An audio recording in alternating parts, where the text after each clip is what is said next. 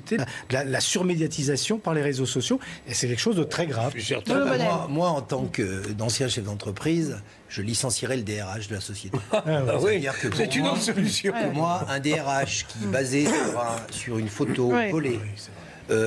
Alors peut-être que le salarié a d'autres griefs. Oui, c'est ça qu'on non, mais on n'en sait rien. Mais il n'empêche que si la base de son argumentation de licencier, c'est une pause justifiée ou pas, volée dans un instant comme ça, j'ai peu de crédit sur cette personne que je ne connais pas, que j'ignore. Et je pense que son dossier, j'espère pour elle, est un peu mieux étayé parce que il mérite effectivement. Si le licenciement a été contesté ou pas dans le Conseil des prud'hommes aussi. Mais bien sûr, quand même rien. C'est ça.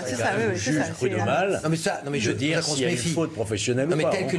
Tel que l'histoire nous a été racontée, c'est-à-dire qu'il a été licencié pour ça, je considère que le DRH fait une faute même d'image pour sa boîte qui est majeure. C'est ça que je veux dire. Après, vous avez raison de dire que si le dossier est plus étayé, c'est un peu sûr. Rosa Méziane.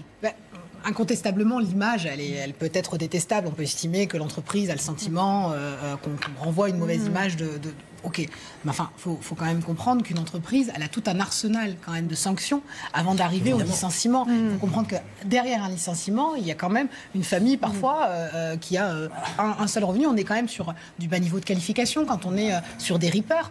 Donc, j'arrive pas à comprendre qu'une société comme Derichebourg ou d'autres, qui sont quand même des grosses sociétés, soient pas en mesure à un moment donné de peser quand même leurs décisions et d'être en capacité d'avoir une sanction assez juste. On peut estimer que cette photo, elle est détestable. Maintenant, licencier quelqu'un alors qu'on a près de 6 millions de chômeurs et à quel point c'est compliqué parfois de retrouver un emploi, je trouve qu'effectivement, là, pour le coup, ils se sont pas... L'avocate de la société a présenté d'autres pièces à l'audience en disant qu'il y avait eu déjà un avertissement pour non-respect des règles de sécurité et une notification d'absence injustifiée. Il n'en reste pas moins que... D'un point de vue éthique, ce document-là ne doit pas être pris en compte parce qu'il appartient justement à cette société de la dramatisation, de l'hystérisation par les réseaux sociaux et il faut s'en garder. Il y aura peut-être d'autres motifs juridiques de licencier ce monsieur. Je ne le souhaite pas pour lui, évidemment. Peut-être qu'effectivement, une riposte graduée serait quand même préférable. Et franchement, là, on est dans quelque chose d'odieux. Le licenciement du buzz, dit l'avocate de ce C'est traumatisant quand même de se faire licencier. Moi, j'accompagne des demandeurs d'emploi pour recréer une boîte ou pour se repositionner. Il y a quand même très souvent un sentiment d'injustice, mais puis surtout le sentiment de ne servir plus à rien, le sentiment d'avoir passé des fois 10 ans, 15 ans, 20 ans dans une boîte et d'être remercié à la moindre erreur. Donc, c'est parfaitement injuste et compliqué à comprendre pour un bon nombre de salariés. On retrouve des gens qui sont brisés par le milieu du travail et qui ont encore plus de mal au final à retrouver un emploi.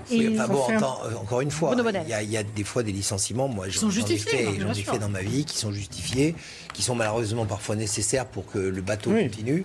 Donc il ne faudrait pas fustiger l'idée du licenciement. Moi je mettais plus un lien de cause à effet tel qu'il nous a été présenté par l'avocate, de dire...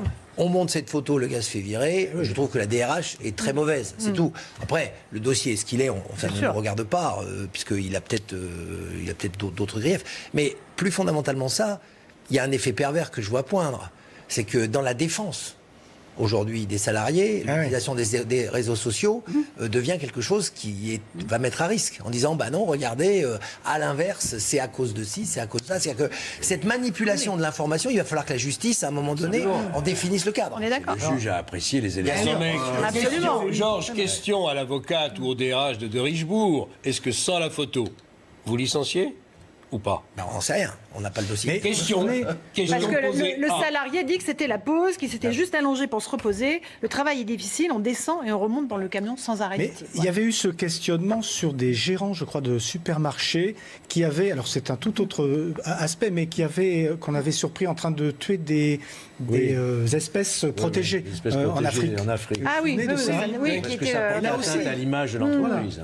Mais là aussi, ça pouvait quand même porter à polémique. Pareil pour la polémique sur le slip français qu'évoquait Rosa Méziane. Merci à tous les 5 d'avoir participé à ce débat dans Punchline. Dans un instant, c'est Christine Kelly et ses invités dans Face à l'info. À 19h25, Eric Zemmour.